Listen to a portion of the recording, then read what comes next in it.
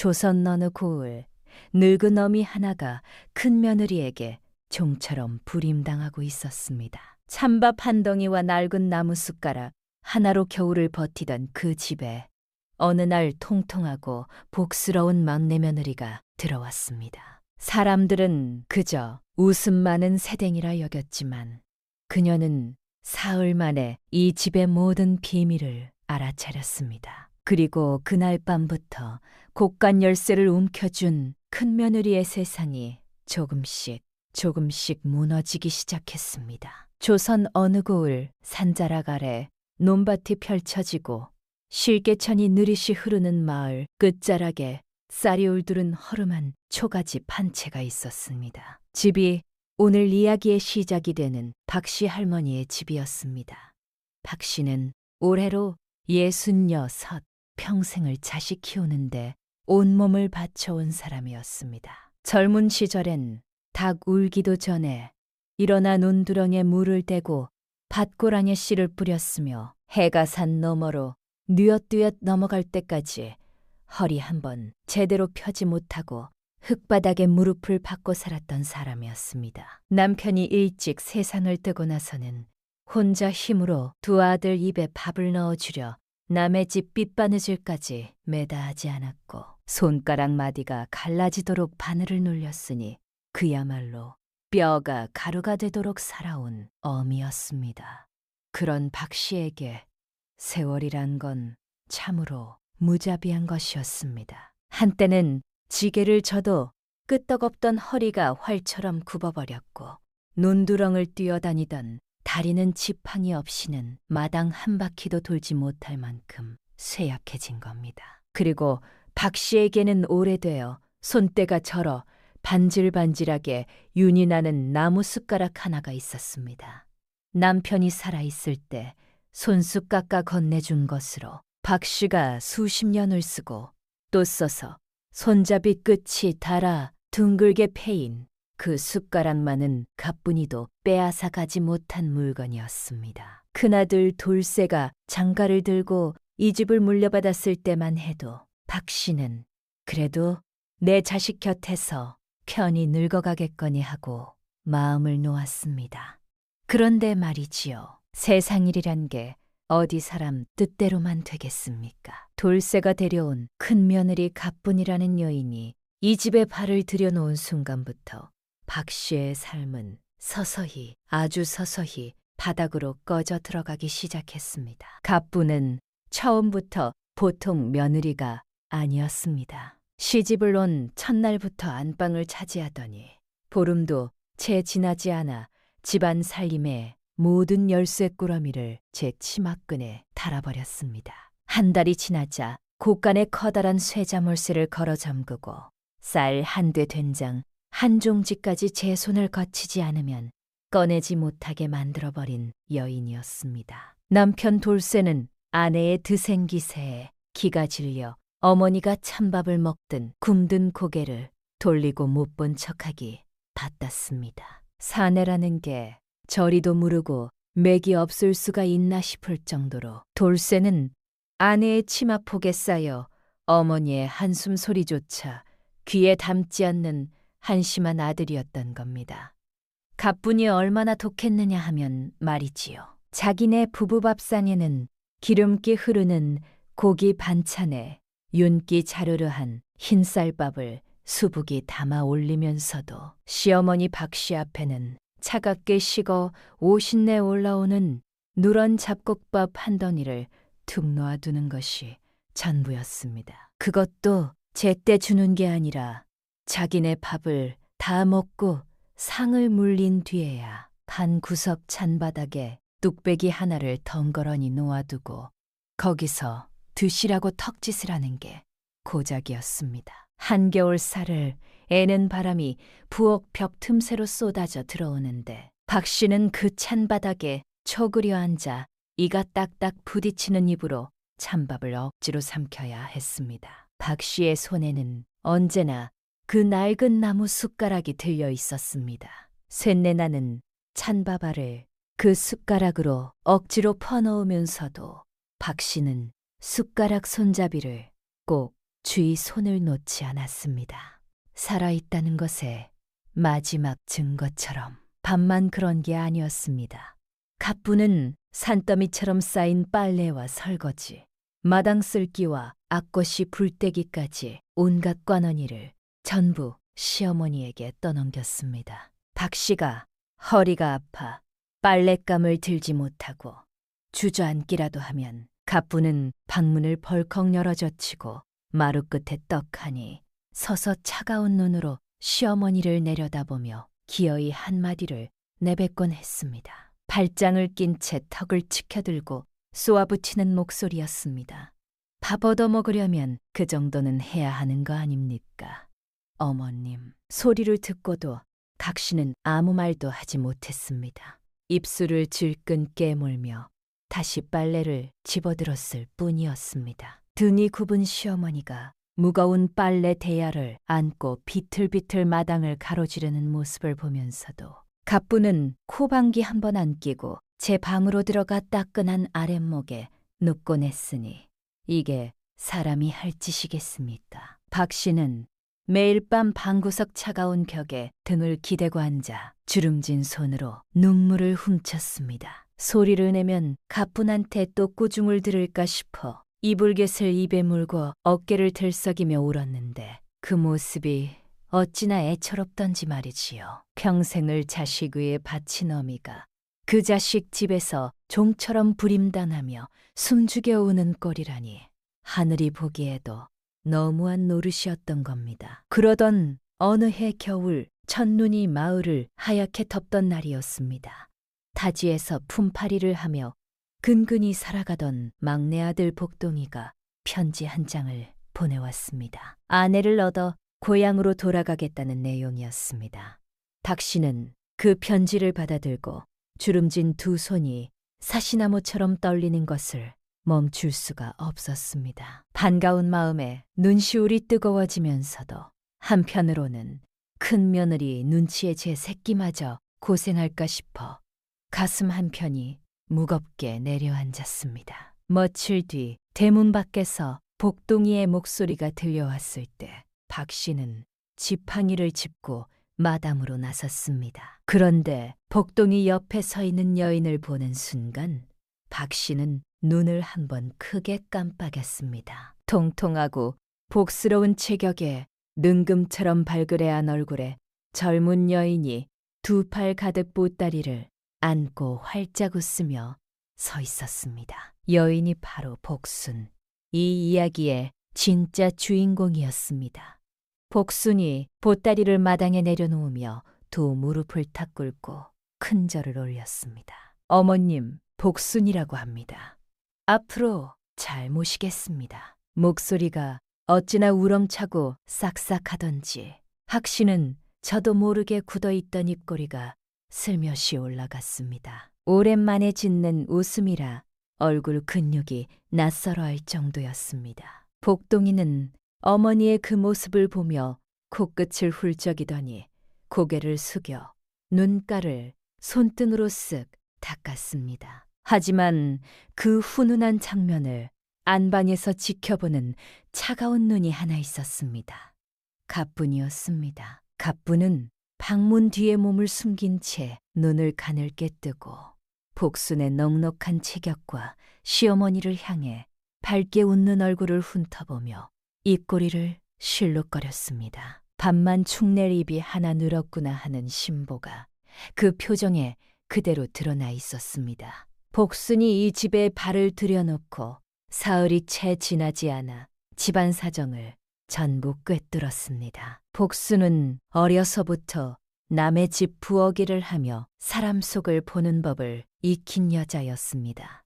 웃고 있어도 눈은 놓치는 법이 없었습니다. 시어머니가 부엌 찬바닥에서 홀로 밥을 먹는 것도, 갑분이 곡간 열쇠를 치마끈에 매달고 다니는 것도, 돌쇠가 어머니 앞에서 눈을 피하며 헛기침만 하는 것도 단 며칠 만에 낱낱이 파악해버린 겁니다. 어느 날 저녁이었습니다.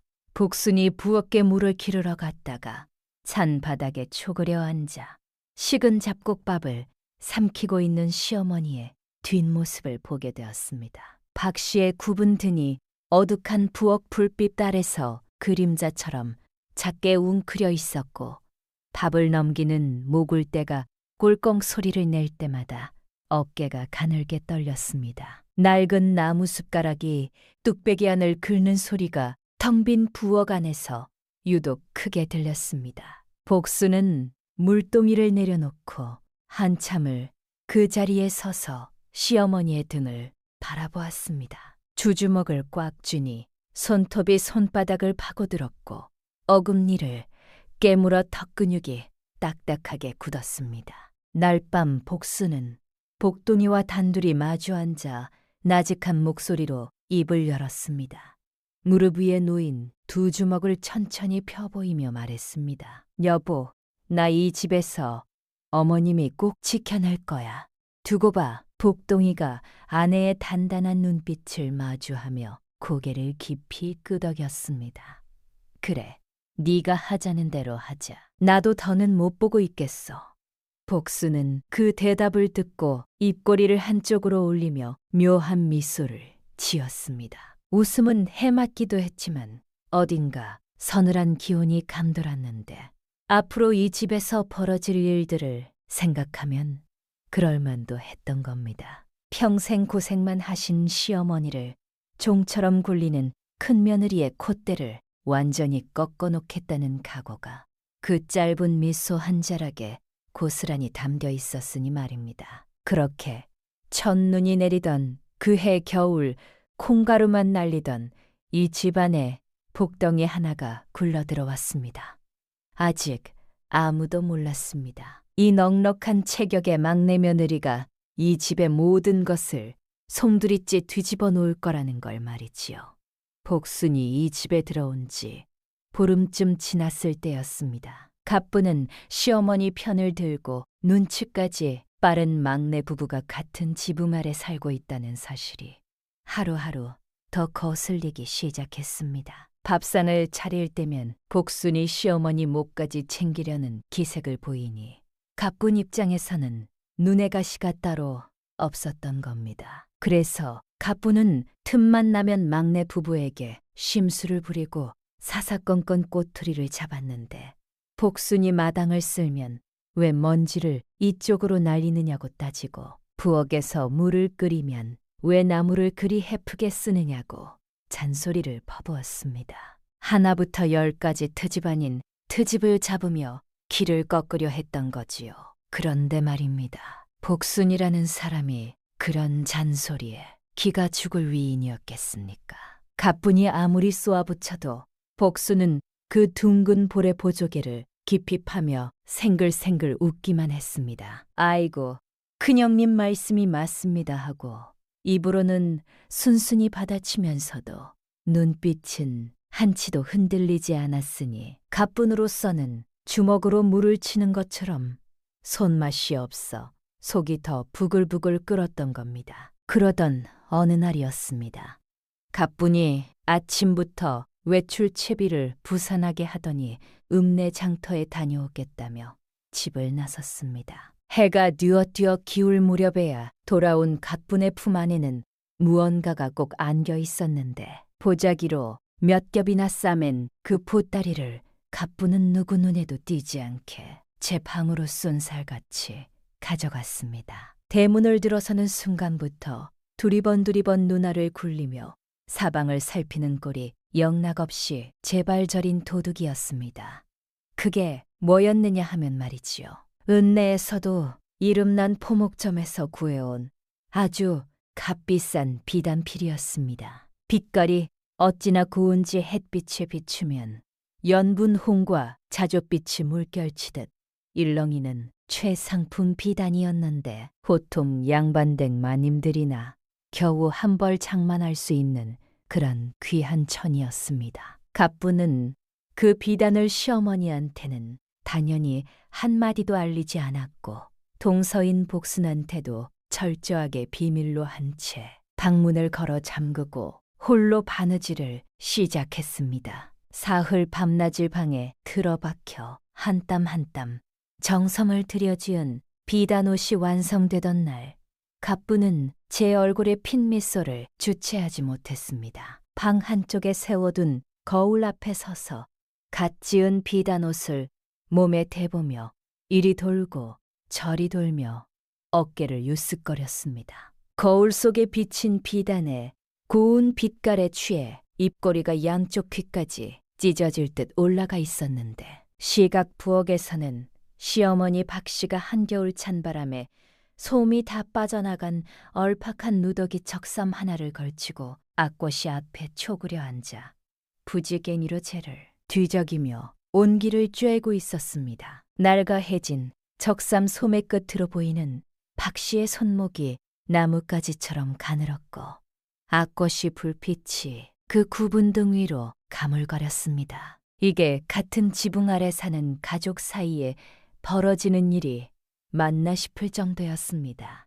그때였습니다. 마당에서 빨래를 넣다가 안방 쪽에서 새어나오는 이상한 기척을 눈치챈 사람이 있었으니 바로 복순이었습니다. 복순이 살금살금 발소리를 죽이고 안방으로 다가가 문틈에 눈을 가져다 대는 순간 가뿐히 비단옷을 몸에 감고 거울 앞에서 희낙낙하며 혼자 어깨춤까지 추는 꼴이 고스란히 눈에 들어왔습니다. 복순의 눈이 동그랗게 커졌다가 이내 가늘게 좁혀졌습니다. 이가 맞물리며 턱근육이 단단하게 굳었고 코끝이 슐룩이며 숨을 한 번 깊이 들이마셨다 내뱉었습니다. 나이 드신 시어머니는 솜도 없는 헌적삼 하나로 한겨울을 하루하루 버티게 해놓고 제 몸에는 저리 비싼 비단옷을 떡하니 해입으려 하다니 이건 정말 사람으로서 해서는 안 될 짓이었던 겁니다. 복수는 문틈에서 눈을 떼고 잠시 생각에 잠기더니 이내 입꼬리를 슬며시 올렸습니다. 미소가 보통 미소가 아니었습니다. 무언가 단단히 작정한 사람의 얼굴이었습니다. 복수는 일부러 발소리를 쿵쿵 크게 내며 마루를 지나 안방문 앞에 딱 섰습니다. 안에서 화들짝 놀라 비단옷을 허겁지겁 이불 밑에 쑤셔 넣는 부스럭거리는 소리가 들렸지만 복수는 이미 다 본 것을 모른 척하며 환하디 환한 웃음을 활짝 띄우고 방문을 벌컥 열어 제쳤습니다. 방 안으로 성큼성큼 들어서며 이불 밑으로 삐져나온 비단 자락을 슬쩍 집어올리며 말했습니다. 어머나, 큰형님, 이게 뭡니까? 세상에 이렇게 고운 비단옷은 난생 처음 봅니다. 가뿐히 새파랗게 질린 얼굴로 이불을 움켜쥐며 다급하게 내뱉었습니다. 이거 손대지 마라. 아주 귀한 거야. 귀한 거라고. 하지만 복수는 들은 척도 하지 않았습니다. 오히려 두 눈을 반달처럼 휘며 감탄하는 표정을 지어 보이더니 큰형님 저도 딱 한 번만 입어보면 안 되겠느냐고 조르기 시작했습니다. 한 번만 입고 바로 벗겠다며 새끼 손가락까지 내밀었습니다. 가뿐히 완강하게 손사래를 치며 거듭 안 된다고 버텼지만 복수는 막무가내였습니다. 그러더니 복순이 번개처럼 비단 옷을 낚아챘습니다. 가뿐히 놓으라며 잡아당겼지만 장사 같은 힘을 가진 복순의 소나기에서 비단 옷은 꿈쩍도 하지 않았습니다. 복순은 한 손으로 가뿐을 가볍게 밀어내고는 자신의 넉넉한 몸을 그 작디 작은 비단옷 안으로 거침없이 밀어넣기 시작했습니다. 두 팔을 소매에 쑤셔 넣고 어깨를 좌우로 들썩이며 억지로 옷깃을 여미려 하니 비단옷의 이음새란 이음새는 전부 비명을 지르듯 팽팽하게 당겨졌습니다. 가뿐은 두 손을 허공에 뻗은 채 입을 떡 벌리고 얼어붙었습니다. 눈앞에서 벌어지는 광경이 너무나 끔찍해서 소리조차 지르지 못한 겁니다. 그리고 바로 그 순간이었습니다. 경쾌하고 요란한 파여름이 방 안가득 울려 퍼지며 비단옷의 등판이 위에서 아래로 두 갈래로 쩍 갈라져 버렸습니다. 거기서 끝이 아니었습니다. 뒤이어 찌직하는 소리와 함께 왼쪽 소매가 어깨 부분에서 통째로 뜯겨나갔고 오른쪽 겨드랑이 밑으로도 길게 금이 가며 흰 속살이 휘 드러났습니다. 사흘 밤남의 정성이 담긴 비단 옷이 눈 깜짝할 사이에 걸레짝보다 못한 꼴이 되어버린 겁니다. 복순이 갈갈이 찢어진 옷을 내려다보며 두 손으로 입을 가리고 눈을 동그랗게 뜨며 말했습니다. 아이고, 큰형님, 옷을 너무 약하게 바느질하신 거 아닙니까?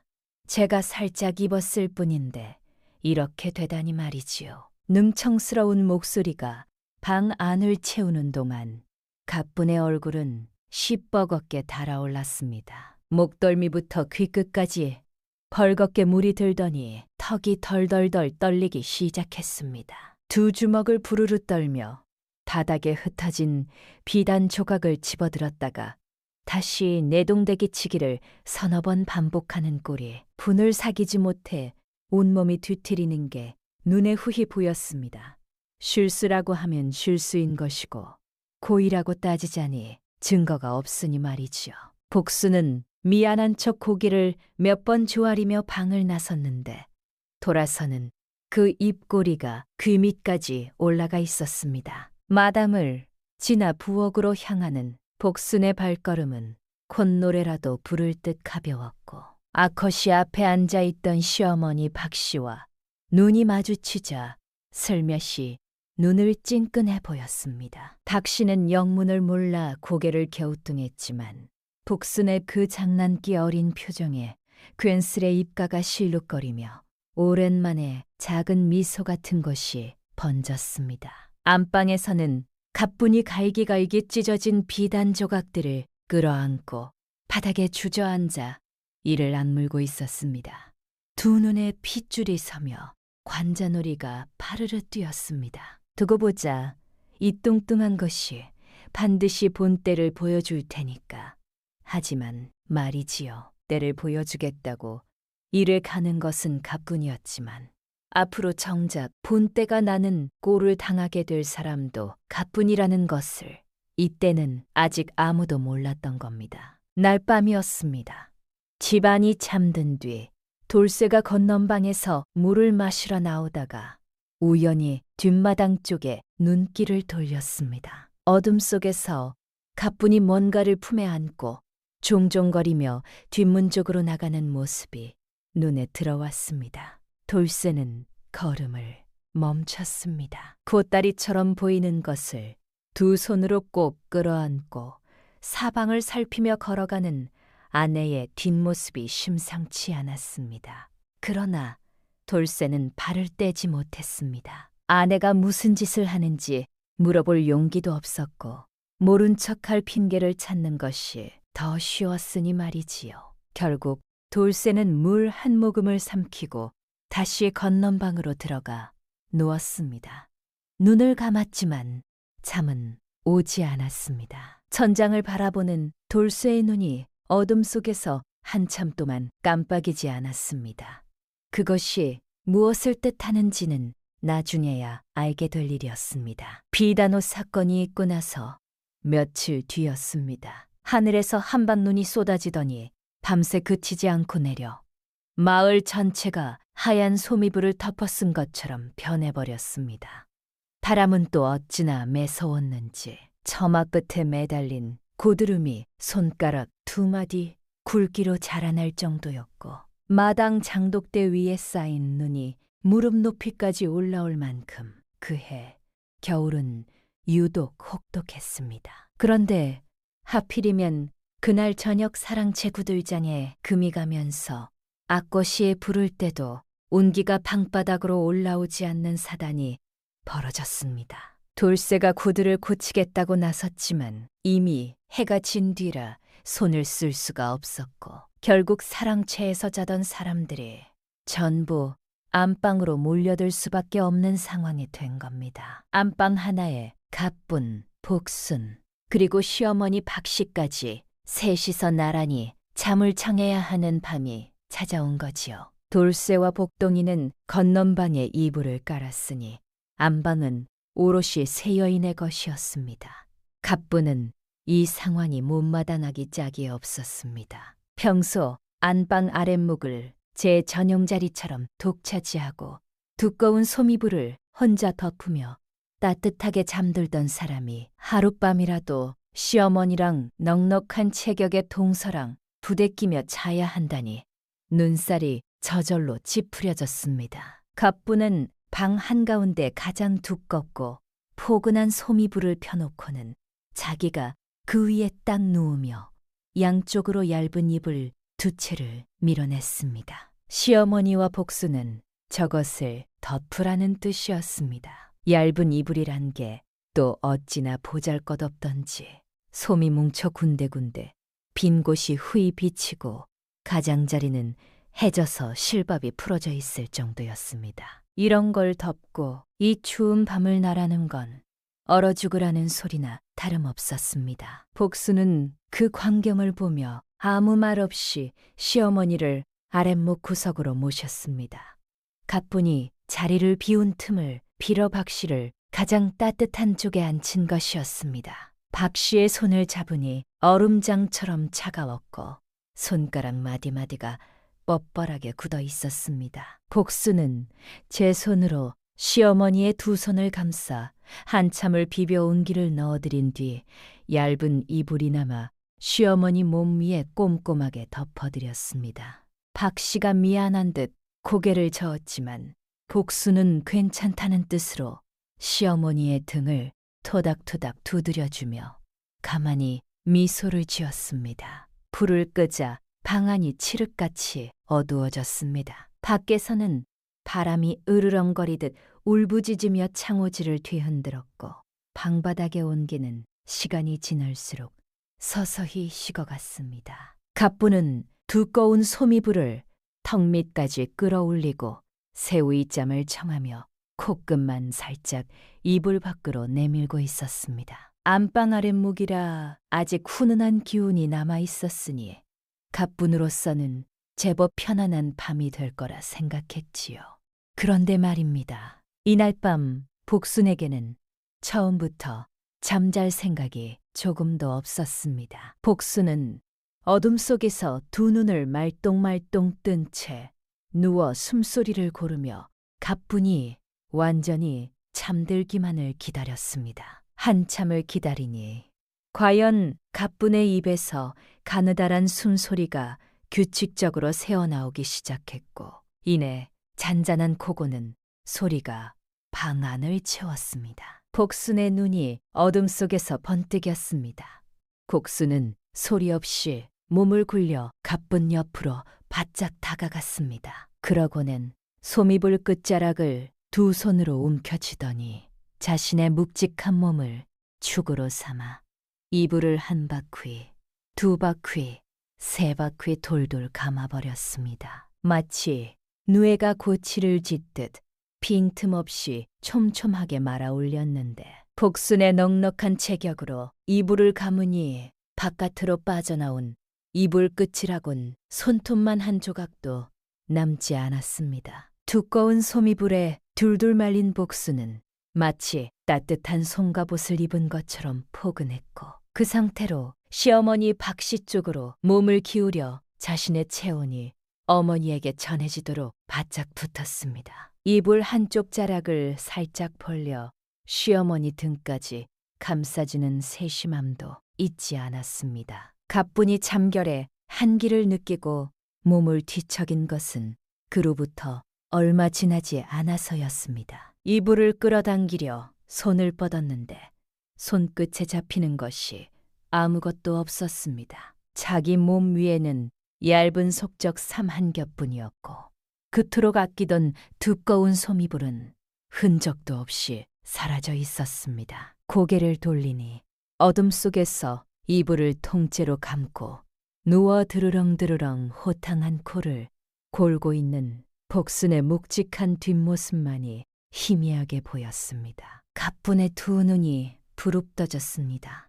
가뿐은 이불 끝자락을 찾아잡아 당겼습니다. 끙끙거리며 당겼지만 복순의 묵직한 체중이 이불 위에 실려 있으니 바위에 붙은 이끼를 손톱으로 긁어내는 것만큼이나 헛된 일이었습니다. 달로 복순의 등을 밀어보기도 했지만 복순의 몸은 꿈쩍도 하지 않았습니다. 이를 악물고 복순의 등짝을 향해 턱턱현 연거푸 주먹을 날렸지만 복순의 넉넉한 살집은 그 타격을 솜처럼 흡수해버렸습니다. 주먹질을 하는 가뿐 쪽이 오히려 손마디가 얼얼하고 저릴 지경이었으니 가뿐으로서는 벽을 치는 것보다 더 허무하고 기가 막힌 노릇이었습니다. 급기야 입을 내누우란 말이야 하고 외쳐봤지만 복수는 오히려 코고는 소리를 한 톤 더 높여 드르르렁 하고 방 전체가 울릴 듯한 굉음을 내질렀습니다. 물론 전부 연기였습니다. 복수는 단 한순간도 잠든 적이 없었고 두 눈을 시퍼렇게 뜬 채 이불 속에서 입꼬리를 끌어올리며 가뿐히 발버둥치는 소리 하나하나를 귀로 즐기고 있었던 겁니다. 밤은 깊어만 갔고 밖의 바람은 더욱 사나워졌습니다. 이불 한 장 없이 찬방 바닥에 내팽개쳐진 가뿐은 두 무릎을 가슴까지 끌어올리고 제 팔로 몸을 감싼 채 오들오들 떨었습니다. 입술이 시퍼렇게 지으리고 손끝 발끝의 감각이 사라져갔지만 어디 가서 이불을 구해올 수도 없는 노릇이었습니다. 건넌방에 가서 남편을 깨울까도 생각했지만 장사 같은 힘을 지닌 동서한테 이불을 빼앗겼다는 꼴사나운 사정을 말할 체면이 서지 않아 이도저도 못하고 그 자리에서 추위와 사투를 벌여야 했습니다. 시각 복수는 이불 속에서 눈을 감으며 가뿐히 떨고 있는 소리를 들었습니다. 불쌍하다는 생각이 아주 없지는 않았습니다. 하지만 곧 부엌 찬바닥에서 밤마다 떨던 박 씨의 구분등이 떠올랐습니다. 단 하룻밤이었다. 어머님은 그 세월을 몇 해나 견디셨다. 복수는 다시 눈을 감았습니다. 새벽녘이 되자 가뿐의 코끝과 귓바퀴가 벌겋게 얼어붙었고 이가 딱딱 부딪히는 소리가 끊이질 않았습니다. 제 입에서 나오는 하얀 입김이 어둠 속에서 뿌어옇게 피어올랐다 사라지기를 반복하는 동안 바로 한뼘 옆에서는 소미불에 포근하게 감싸인 복순이 세상 편한 자세로 드르렁드르렁 코를 골며 꿀잠을 즐기고 있었으니 대비가 어찌나 처절하던지 말이지요. 닭이 울고 창호지 너머로 희뿌연 새벽빛이 스며들 무렵에야 복수는 슬그머니 기지개를 켜며 이불에서 빠져나왔습니다. 방구석에 새우처럼 웅크린 채 입술이 파랗게 질린 가뿐의 처참한 꼴이 눈에 들어왔습니다.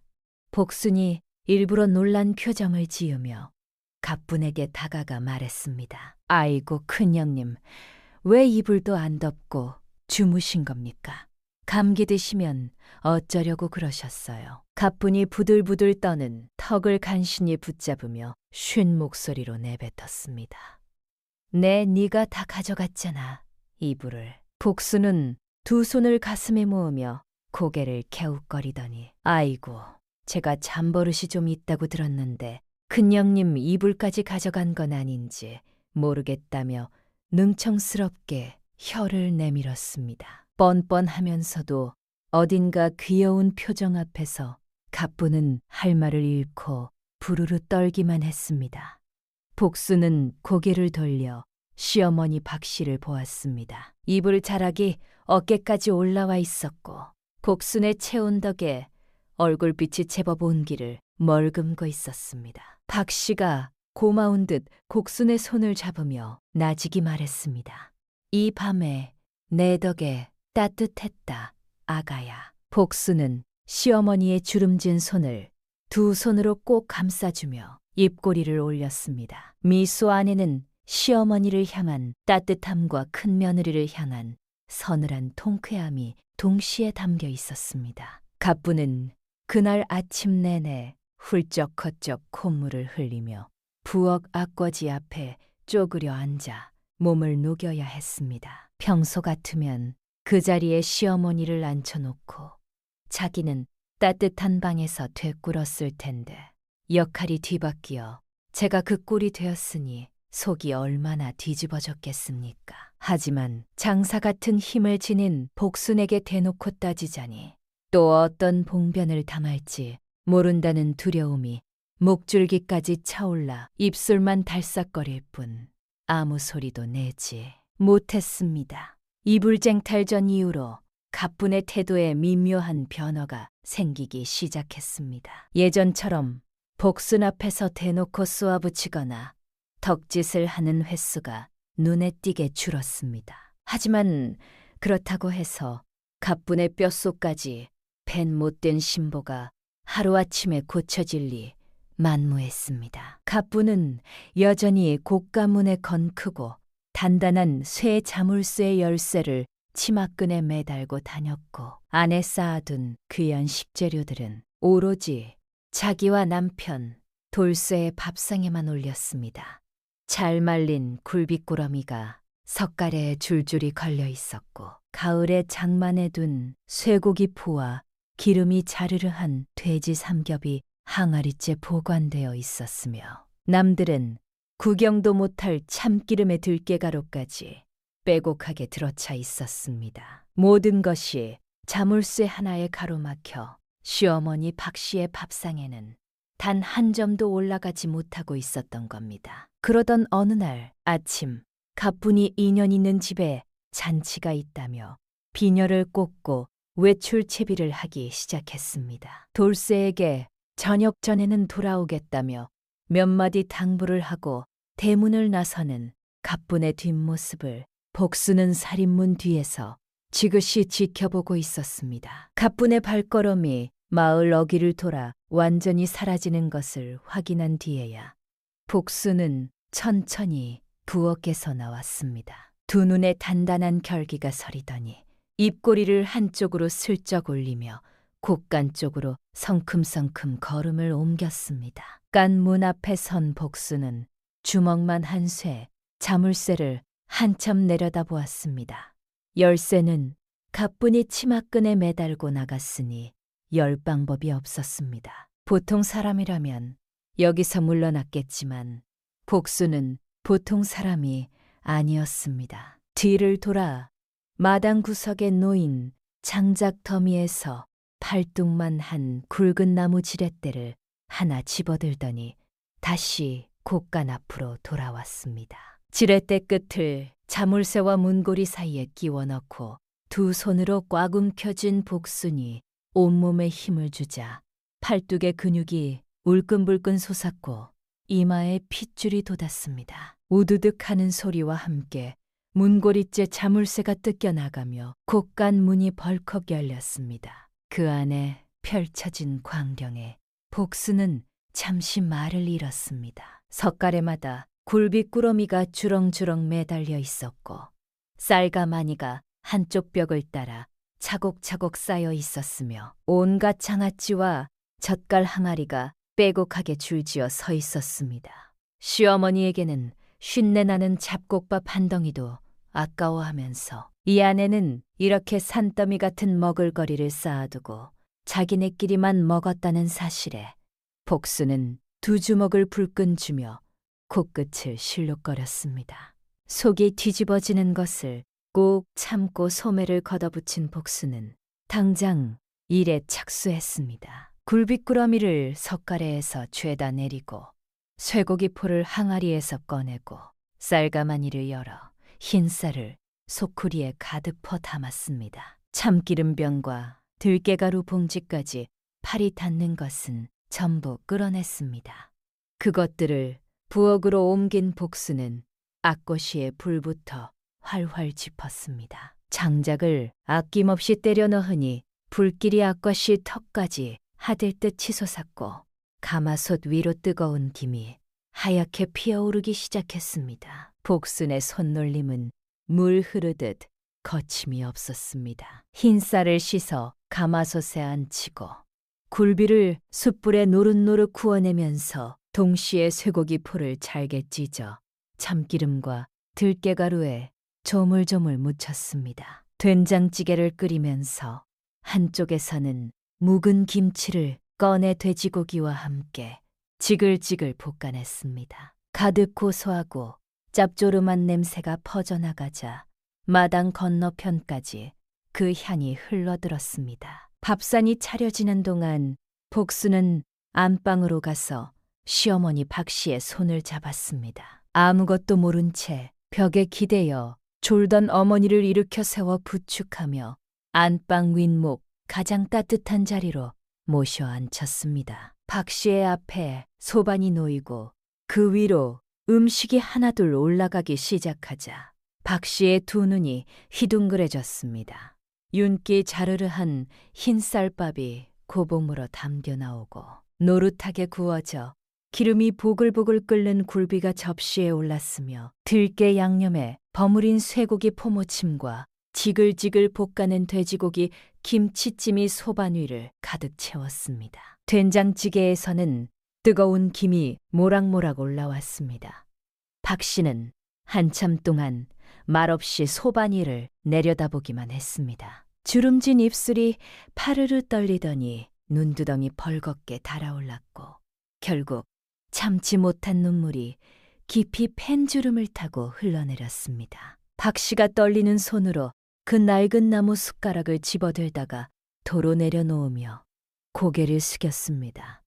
이걸 내가 먹어도 되는 거냐, 아가야. 복순이 시어머니 등을 쓰다듬으며 숟가락을 다시 박씨의 손에 쥐어주며 말했습니다.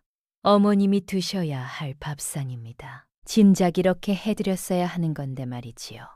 박씨는 고개를 끄덕이며 그 낡은 나무 숟가락으로 흰쌀밥을 한 술 떠서 입에 넣었습니다. 따뜻하고 윤기 흐르는 쌀밥이 입안에서 퍼지자 박씨의 어깨가 들썩이며 소리 없는 울음이 터져나왔습니다. 시어머니가 밥을 삼킬 때마다 복수는 옆에 앉아나지게 더 드시라, 천천히 드시라 말을 건넸고 밥씨는 굴비살을 발라 입에 넣고 된장찌개를 후후 불어 떠먹으며 한 그릇을 남김없이 비웠습니다.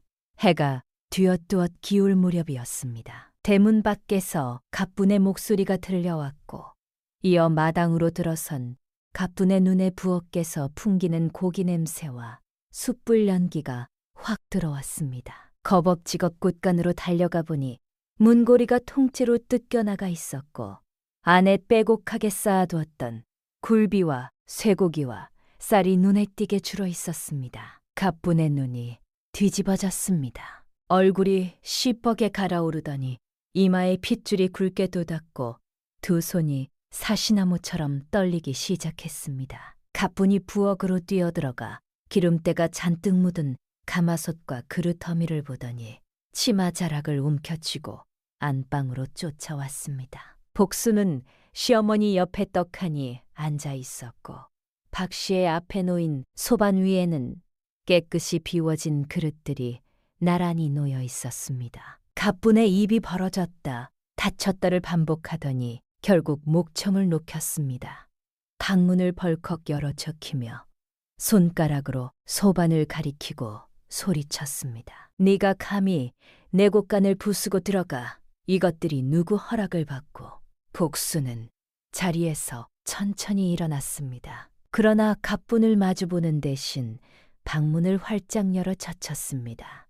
마당 쪽이 휘 드러나는 문 너머로 돌쇠가 서 있었습니다. 그리고 돌쇠의 뒤에는 마당을 지나다 걸음을 멈춘 이웃집 안악둘이 저도 모르게 안을 들여다보며 서 있었습니다. 부엌에서 흘러나오는 음식 냄새에 잠시 걸음을 멈췄다가 방 안의 고성을 듣게 된 것이었습니다.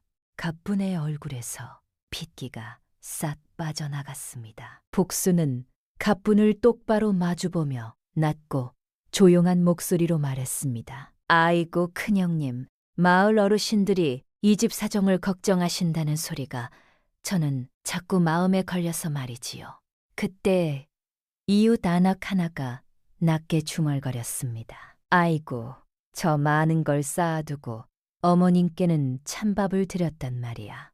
그 말 한마디에 갑분의 얼굴이 종잇장처럼 하얘졌습니다. 이웃 안악들의 눈이 이미 방 안을 다 보고 있었고 갑분이 어떤 말을 해도 그 말은 저 귀와 저 입을 통해 온 마을로 퍼져나갈 터였습니다. 맏며느리가 시어머니를 굶기고 곳간에 자물쇠를 걸었다는 소문이 마을 이장 귀에까지 닿는 날엔 그것은 집안 망신으로 끝나지 않을 일이었습니다.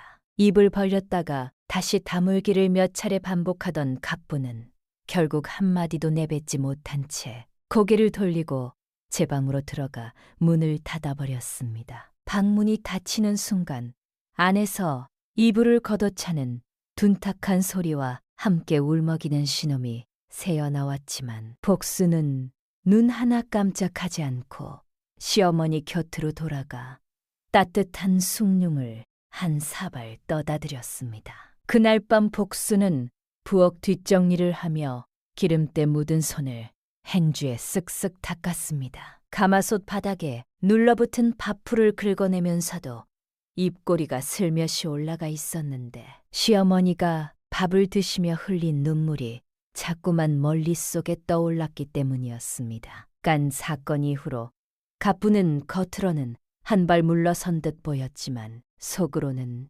독이 바짝 올라 있었습니다. 밤마다 이불 속에서 이를 갈며 어떻게든 막내 부부와 시어머니를 이 집에서 몰아낼 꿀리만 하던 갑분의 머릿속에 어느 날 흉악한 계략 하나가 떠올랐습니다. 집안의 쌀가마니와 감나가는 폐물들을 몰래 빼돌려 뒷산 외진 곳에 숨겨두고 막내 부부가 훔쳐갔다고 뒤집어 씌우면 마을 이장을 통해 온 동네 앞에서 도둑으로 몰아쫓아낼 수 있지 않겠느냐는 계산이었습니다. 갑부는 며칠에 걸쳐 조금씩 곳간에서 쌀을 빼돌리고 장롱 깊숙이 넣어둔 은비녀와 놀이개 같은 폐물까지 보자기에 싸서 감추기 시작했습니다. 남편 돌수에게도 일절 알리지 않은 채 혼자서 진행한 일이었습니다. 눈보라가 거세게 몰아치는 캄캄한 밤이었습니다. 갑부는 식구들이 전부 잠든 것을 확인하고 나서 방에서 살금살금 빠져나왔습니다. 찬바람을 막으려 얼굴에 두꺼운 수건을 둘러묶고 쌀가마니 하나와 폐물 보따리를 양팔에 끼고 뒷문을 열고 나섰습니다. 눈발이 얼굴을 사정없이 때렸지만 갑부는 아랑곳하지 않고 산길을 올라갔습니다. 발이 눈 속에 빠져 종아리까지 잠기는 것도 손끝이 얼어서 감각을 잃어가는 것도 개의치 않았습니다. 오로지 막내 부부를 쫓아내겠다는 한 가지 생각만이 갑분을 움직이게 하고 있었던 겁니다. 그런데 말이지요. 밤에 잠을 이루지 못하고 뒤척이던 사람이 한 명 더 있었습니다. 복순이었습니다. 밤바람이 유독 세차게 창호지를 흔들어대는 바람에 눈을 떴는데 문득 이상한 낌새가 느껴졌습니다. 마당 쪽에서 뭔가 부스럭거리는 소리가 들렸고 뒷문이 열리며 삐걱거리는 경첩 소리가 바람결에 실려왔습니다. 복수는 몸을 일으켜 창호지의 손가락으로 구멍을 살짝 내어 밖을 내다보았습니다. 눈보라 속에서 얼굴을 수건으로 칭칭 감고 보따리를 이곳 뒷산 쪽으로 올라가는 검은 그림자 하나가 희미하게 보였는데 걸음걸이와 체형이 영락없는 갑분이었습니다. 복수는 잠시 생각에 잠겼습니다. 이 눈보라에 뒷산으로 간다는 것 자체가 보통 일이 아니었고 보따리까지 짊어진 것을 보면 뭔가 수상한 짓을 꾸미고 있다는 게 분명했습니다. 복수는 겉옷을 걸치고 집신을 꿰어 신은 뒤 조용히 뒷문을 나서서 갑분의 발자국을 따라갔습니다. 눈 위에 찍힌 발자국이 선명하게 남아 있었으니 길을 잃을 염려는 없었지만 거센 눈보라가 시야를 가려 앞이 한 발짝 넘어도 보이지 않았습니다. 복수는 두 팔로 얼굴을 가리며 바람을 뚫고 산길을 올랐습니다. 산 중턱에 다다를 무렵 복순의 발이 멈췄습니다. 앞에 낡은 헛간의 윤곽이 보였습니다. 예전 나무꾼들이 장작을 보관하던 곳으로 지은 지가 하도 오래되어 기둥이 삐뚤어지고 지붕 석가래가 군데군데 썩어 있는 곳이었습니다. 그런데 그 지붕 위에 밤새 쌓인 눈의 무게가 어마어마했습니다. 복수는 한눈에 알아차렸습니다. 석가래가 저 무게를 버텨낼 수 없다는 것을. 그 순간 복순의 가슴 속에서 두 가지 생각이 부딪혔습니다. 저 안에 있는 사람은 자기 어머님을 굶기고 이불을 독차지하고 지금 이 순간에도 자기와 복동이를 도둑으로 몰아 쫓아낼 쿨리를 하며 저 안에 서 있는 가뿐이었습니다. 모른 척 돌아가도 아무도 모를 일이었습니다. 발자국은 눈보라가 곧 지워줄 것이고 내일 아침 사람들은 눈사태로 헛간이 무너졌다고 생각할 터였습니다. 복수는 그 자리에 잠시 섰습니다. 눈보라가 얼굴을 때렸습니다. 때 머릿속에 불현듯 떠오른 것은 낡은 나무 숟가락을 꼭 쥔 채 부엌 찬바닥에 쪼그려 앉아 홀로 밥을 삼키던 어머니의 구분 등이었습니다. 어머님이 슬퍼하실까 봐서만은 아니었습니다. 어머님 앞에서 저까지 모진 사람이 되고 싶지 않았습니다. 곡수는 21번 깊이 들이마셨습니다. 다음 순간 생각보다 몸이 먼저 움직였습니다. 간간 안에서는 가뿐히 보따리를 내려놓으며 내일이면 막내 부부를 도둑으로 몰겠다는 계산에 스스로 흡족해하고 있었습니다. 그때였습니다. 지붕 위에서 눈덩이가 스르르 밀리는 소리가 났습니다. 이어 썩은 석가래 하나가 짐승의 뼈처럼 비명을 질렀습니다. 우두둑 두두둑 하는 불길한 소리가 천장 곳곳에서 터져나왔고 대들보가 활처럼 휘어지며 지붕 전체가 아래로 처지기 시작했습니다. 하지만 제 계산에 정신이 팔린 가뿐의 귀에는 그 소리가 들리지 않았습니다. 바로 그 순간 헛간 입구에 도착한 복순의 눈에 금이 가며 벌어지는 천장 틈새와 흔들리는 대들보가 한눈에 들어왔습니다. 복순은 헛간 안으로 뛰어들어가 가뿐의 허리를 두 팔로 감싸 안고 입구 쪽으로 있는 힘껏 밀어냈습니다. 가뿐의 몸이 문 밖으로 굴러나가는 것과 거의 동시에 복수는 제 등으로 쏟아져 내리는 석가래를 막으며 고개를 숙였습니다.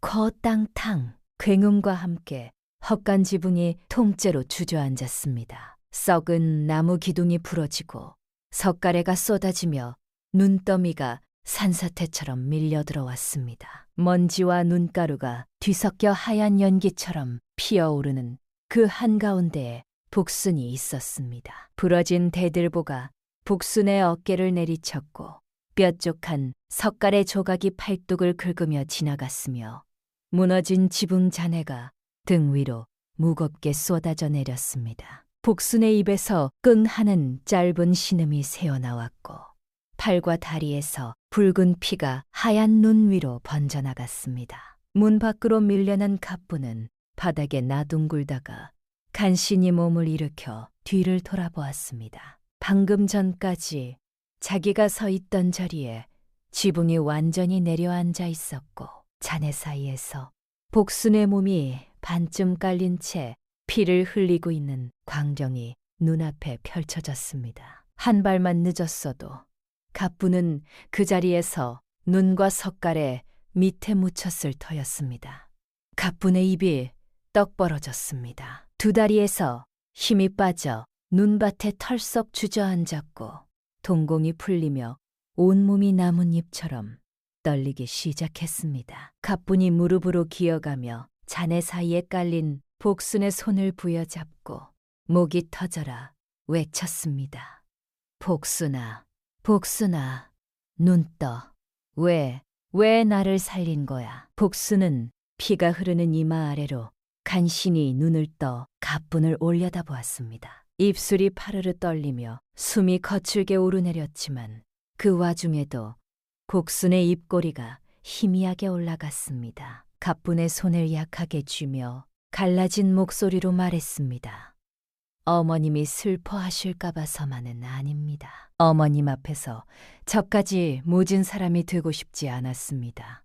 그 한마디에 갑분의 눈에서 뜨거운 것이 쏟아져 내렸습니다. 자기를 미워해도 모자랄 사람이 목숨을 걸고 자기를 밀어낸 것도 믿기지 않는데 그 이유가 스스로 모진 사람이 되기 싫어서라니 말이지요. 갑분의 머릿속이 하얘졌습니다. 그동안 자기가 시어머니에게 한 짓들이, 복순에게 부린 심술이, 곳간에 자물쇠를 걸고 혼자 배불리 먹던 모든 순간이, 그리고 지금 이 순간에도 폐물 보따리를 숨겨두고 막내 부부를 도둑으로 몰 굴리를 했던 그 자신이 파편처럼 스쳐 지나갔습니다. 갑부는 복순의 손을 놓지 않은 채 눈보라 속에서 사람 살리라고 목이 찢어질 때 소리를 질렀습니다. 비명이 바람을 타고 마을까지 닿았는지 이윽고 마을 사람 몇이 헛불을 들고 산을 올라왔고 뒤이어 복동이와 돌쇠도 허겁지겁 달려왔습니다. 복동이가 자네를 맨손으로 걷어내며 아내의 얼굴을 들여다보고 떨리는 목소리로 불렀습니다. 복순아, 나야, 정신 차려, 응? 복순은 남편의 목소리를 듣고 고개를 간신히 끄덕여 보였지만 피가 너무 많이 흘러 의식이 흐려져 가고 있었습니다. 마을 사람들이 힘을 합쳐 무너진 석가래와 기둥을 하나씩 들어올려 복순을 자네 밑에서 꺼내는 동안 복동이는 아내의 피 묻은 손을 놓지 못한 채 연신 이름을 불렀고 갑부는 그 옆에 무릎을 꿇은 채 하얗게 질린 얼굴로 떨고만 있었습니다. 그런데 그때 돌쇠가 횃불을 들고 헛간 자네 옆을 비추다가 무언가를 발견했습니다. 눈 속에 반쯤 묻혀 굴러나온 폐물 보자기와 그 옆에 쏟아진 쌀들이었습니다. 돌쇠는 그것을 말없이 바라보았습니다. 아내가 밤마다 무언가를 빼돌리는 것을 보고도 모른 척했던 그 밤들이 가슴속에서 무겁게 가라앉았습니다. 돌쇠는 아무 말도 하지 않고 폐물 보자기를 집어 품속에 넣었습니다. 이것에 대해서는 나중에 이야기가 있어야 할 것이었습니다. 복순을 들것에 싣고 산을 내려오는 길, 갑부는 들건 옆을 한시도 떠나지 않고 따라 걸었습니다. 눈 위에 떨어지는 복순의 피가 발자국 사이로 붉은 점을 찍어갈 때마다 갑분의 어깨가 움찔거렸고 입술을 깨물어 터진 자리에서 제 피까지 흘러내리는 것도 모른 채 걸었습니다. 갑분의 머릿속에는 방금 전 복순이 자기를 밀어내던 그 순간의 표정이 지워지지 않고 박혀 있었습니다. 자기를 향해 몸을 날리면서도 복순의 눈에는 원망이나 미움 같은 건 단 한 토도 없었다는 것을 갑군은 평생 잊을 수가 없을 겁니다. 복순이 안방에 눕혀지고 마을 의원이 급히 불려왔습니다. 다행히 뼈가 부러진 곳은 없었지만 팔과 다리에 상처가 깊어 한동안 자리에서 일어나기 어렵다는 진단이 내려졌습니다. 시어머니 박 씨는 피투성이가 된 막내 며느리의 얼굴을 보자마자 지팡이를 놓치며 주저앉았고 주름진 두 손으로 복순의 볼을 감싸 안은 채 입술을 깨물며 소리 없이 울었습니다. 갑부는 방 한 구석에 서서 그 광경을 지켜보고 있었습니다. 시어머니가 복순의 볼을 어루만지며 우는 모습을 바라보는 갑분의 두 눈에서 눈물이 쉬지 않고 흘러내렸지만 울음소리 하나 내지 못했습니다. 제 입에서 나올 수 있는 어떤 말도, 어떤 울음도 자격이 없다고 느꼈기 때문이었습니다.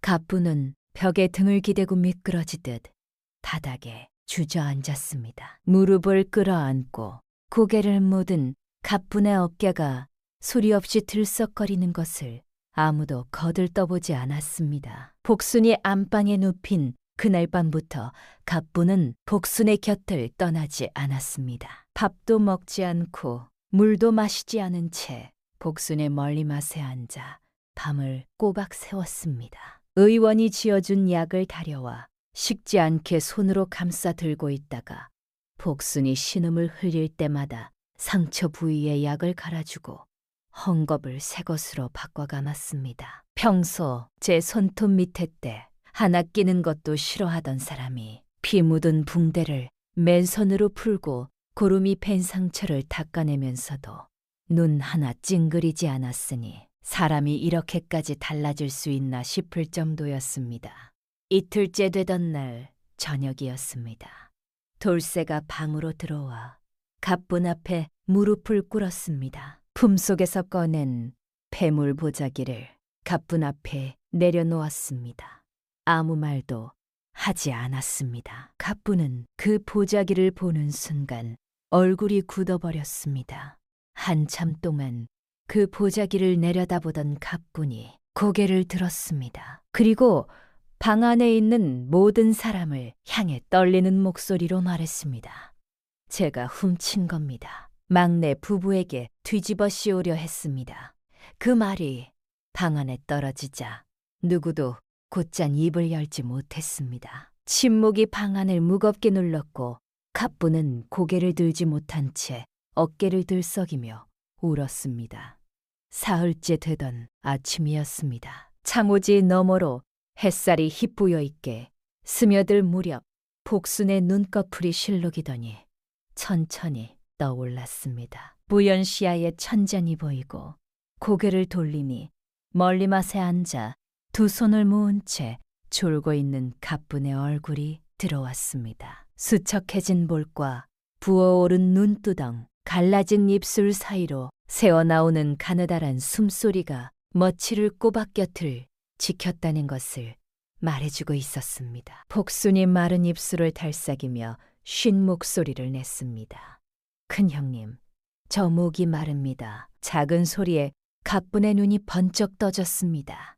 복순의 눈이 열려있는 것을 확인한 순간 갑분의 얼굴이 와르르 무너졌습니다. 입이 일그러지고 턱이 덜덜 떨리더니 참고 참았던 것이 한꺼번에 터져나오듯 갑분은 복순의 두툼한 손을 두 손으로 꽉 움켜쥐고 이마를 그 위에 박았습니다. 등이 격하게 들썩이며 울음이 쏟아져 나왔는데 그 소리가 어찌나 처절하고 날것이던지 건넌방에 있던 복동이와 돌쇠까지 방문을 열고 달려왔을 정도였습니다.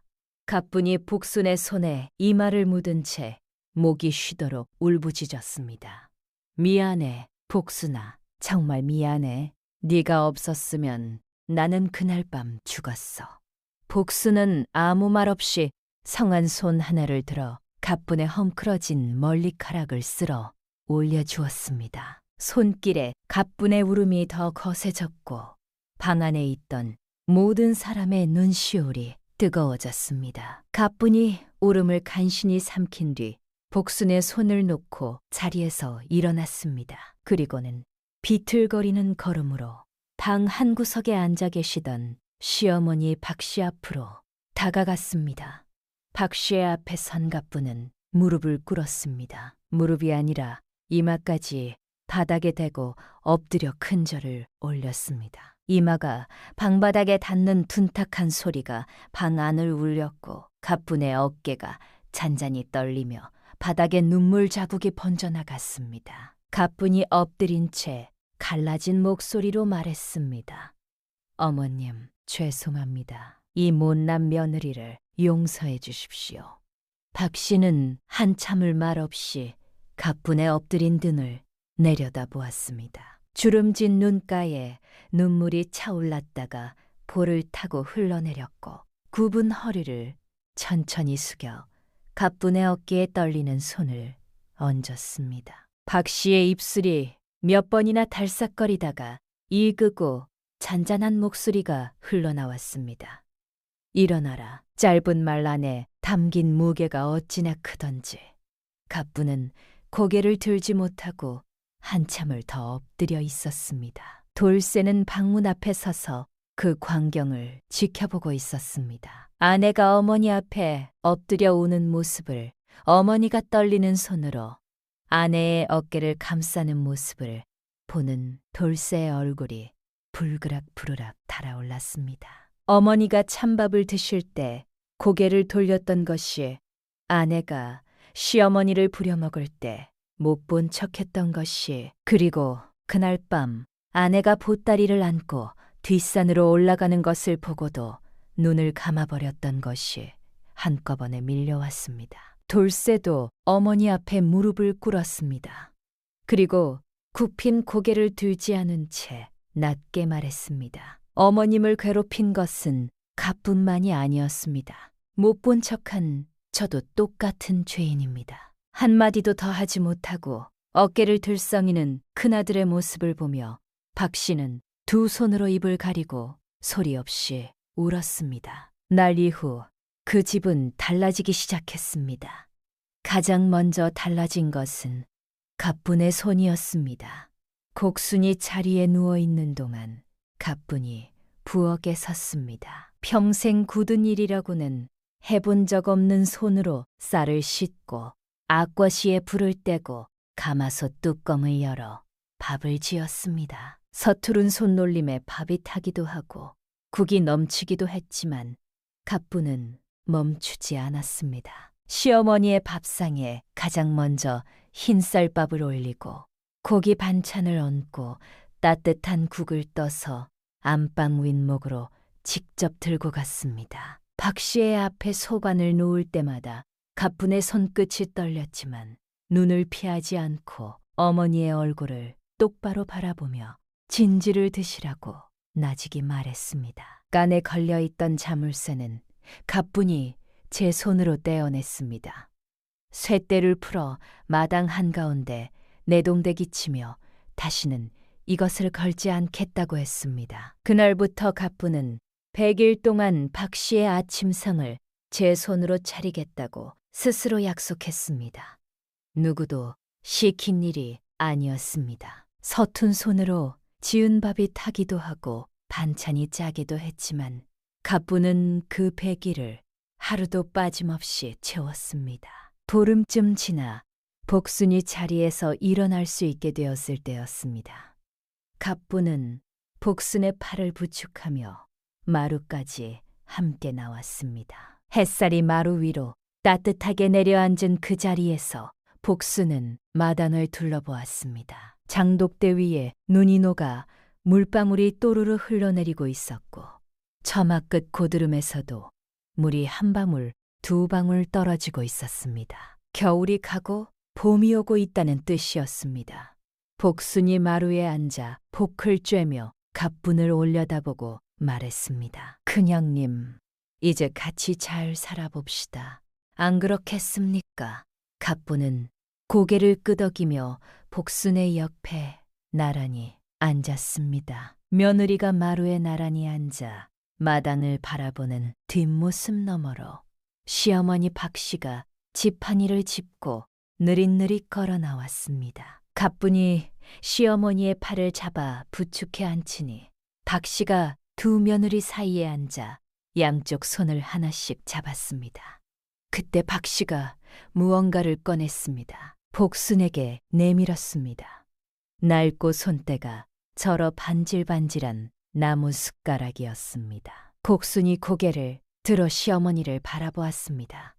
박 씨는 아무 말도 하지 않고 그저 복순의 손을 꼭 쥐었습니다. 복순은 그 숟가락을 두 손으로 받아들고 잠시 바라보았습니다. 그러고는 품속에서 무언가를 꺼냈습니다. 반짝이는 작은 은빛 숟가락이었습니다. 복순은 그것을 박 씨의 손에 살며시 쥐어드렸습니다. 낡은 나무 숟가락은 박 씨가 견뎌온 세월이었고 복순이 건넨 은숟가락은 이제부터 어머니가 받아야 할 대접이었습니다. 박 씨의 얼굴에 주름이 깊게 접히며 웃음이 번졌는데 그 웃음이 어찌나 오래간만이던지 볼근육이 낯설어 하듯 실룩거리다가 이내 환하게 피어올랐습니다. 봄볕이 세 사람의 등 위로 나란히 내려앉았습니다. 이 집은 누구 하나 굶기며 사는 집이 되어서는 안 된다. 박 씨가 낮은 목소리로 말했습니다. 내가 늙었다고 해서 마음까지 죽은 것은 아니다. 며느리가 동시에 박 씨의 손을 꼭 쥐었습니다. 아무도 더 말하지 않았습니다.